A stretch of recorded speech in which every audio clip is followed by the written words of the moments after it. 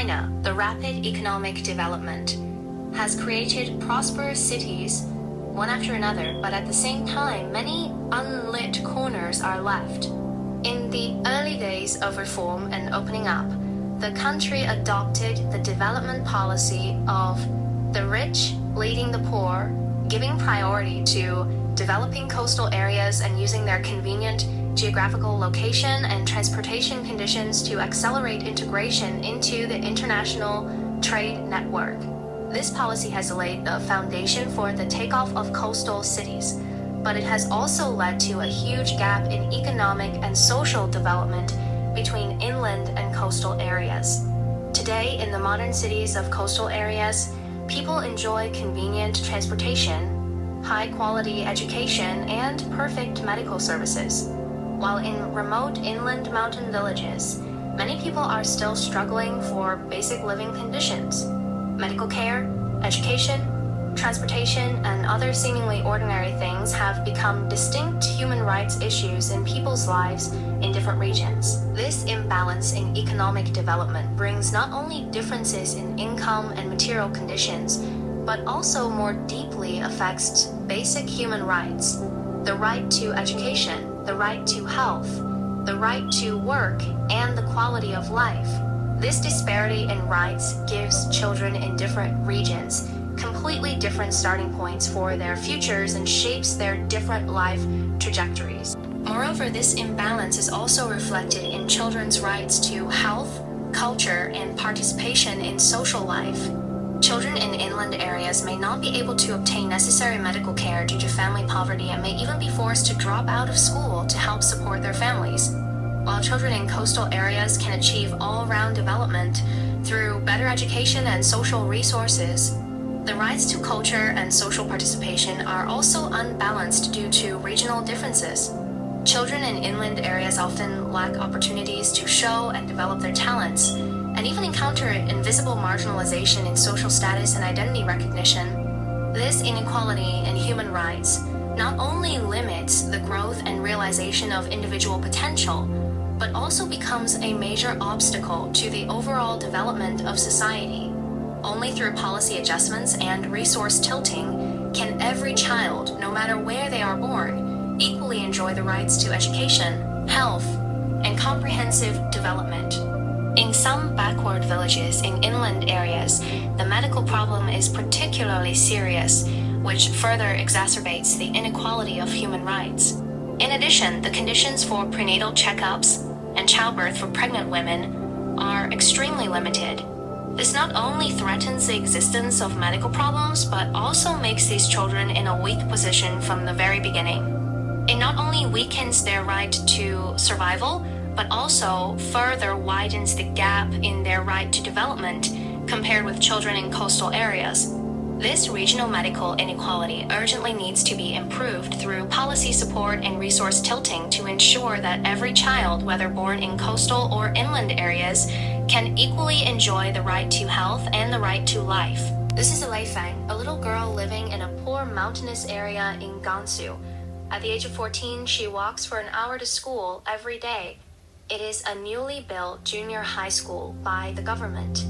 Although the infrastructure has been improved, educational resources are still scarce. The equipment in the classroom is old and the course content is single. The teaching level of teachers is obviously different from that of the school where Amy is. After school, Li Feng also has to help her family herd cattle and do farm work. She is one of the main labor forces in the family.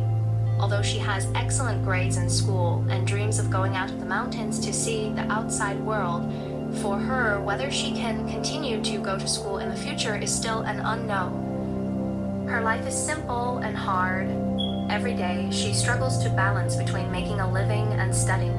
However, this love is often restricted by reality. Due to family poverty, she can't even afford the most basic drawing materials.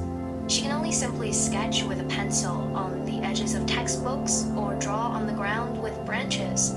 She often thinks that if she could have a box of real brushes and a few sketchbooks, she would definitely draw every landscape of the Loess Plateau and let more people see the beauty of this land.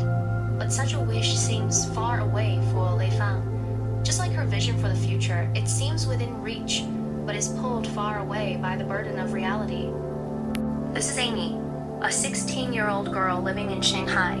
Her father is the owner of a large chain supermarket, and her mother is an executive in a multinational company. Amy studies in a modern international school every day. The school courses are rich and diverse, including art, music, programming, and even photography. Her after-school life is also full of creativity and fun. Amy is very interested in art, especially in capturing the beauty of nature and life with a paintbrush. In her spare time, she often takes pictures with her friends in the corners of the city, cafes, and even parks with a camera, recording the prosperity and uniqueness of Shanghai. Amy and Li Fang's stories are not isolated cases. They are just epitomes of the gap between coastal and inland areas. These gaps are not only reflected in economic development, but also have a profound impact on children's human rights in aspects such as the distribution of educational resources, the coverage of medical security, and the shaping of cultural atmosphere. Due to the relatively strong economic foundation in coastal areas, they can usually provide children with a better educational environment and opportunities for diversified development. However, children in inland areas may find it difficult to break through the limitations of life and education due to lack of resources. This inequality not only hinders the realization of individual potential, but also affects the fairness and stability of society as a whole. On the road to common prosperity, how can every child enjoy equal educational opportunities and development rights and truly achieve fairness at the starting point is worthy of our deep thinking and practical actions.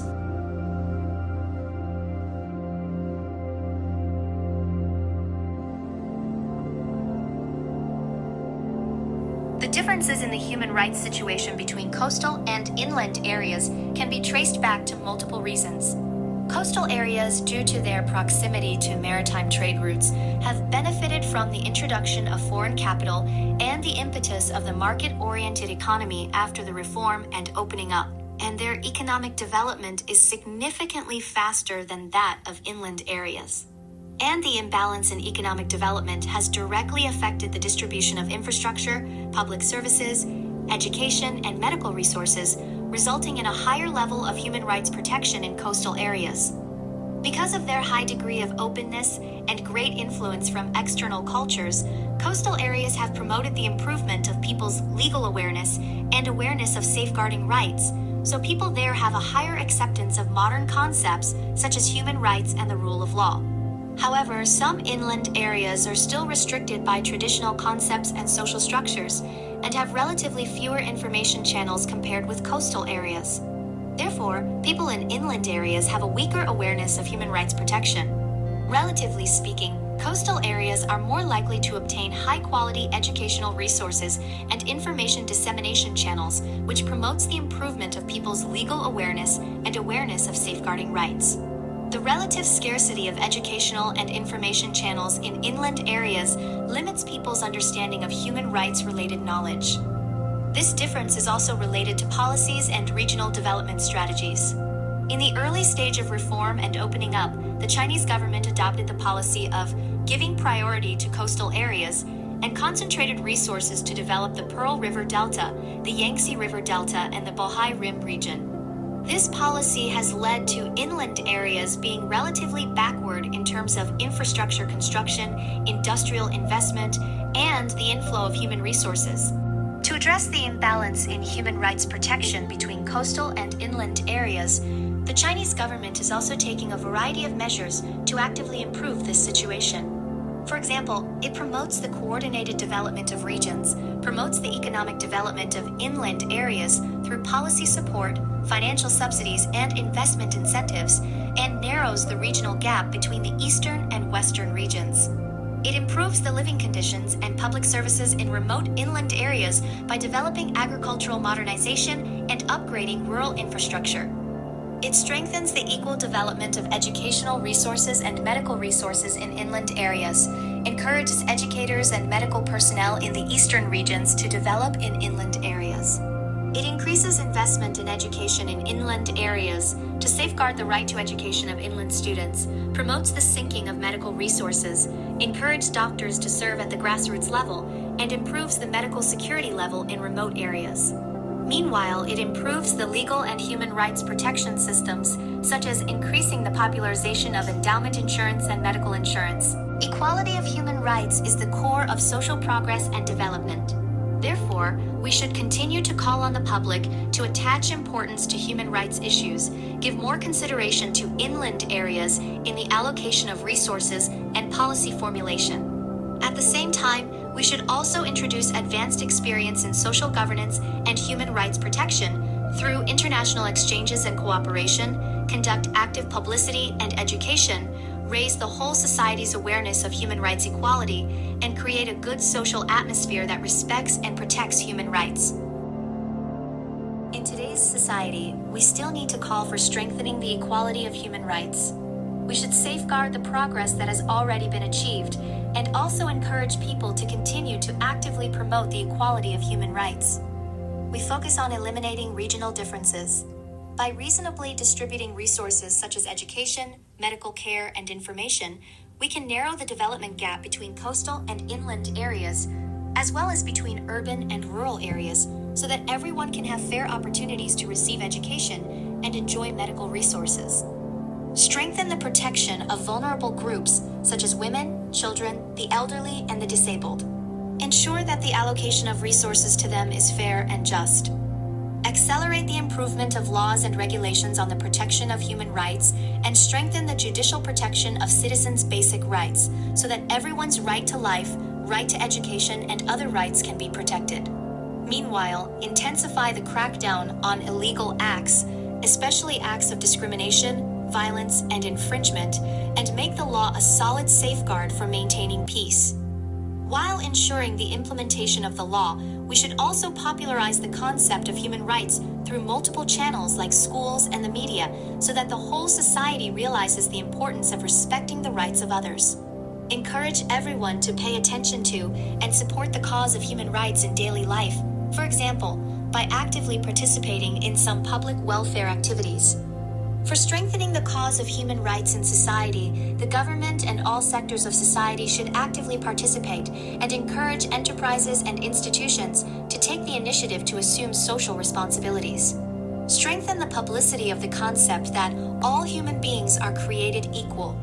Only when everyone attaches importance to human rights can society develop in a more inclusive way, and can life be more wonderful.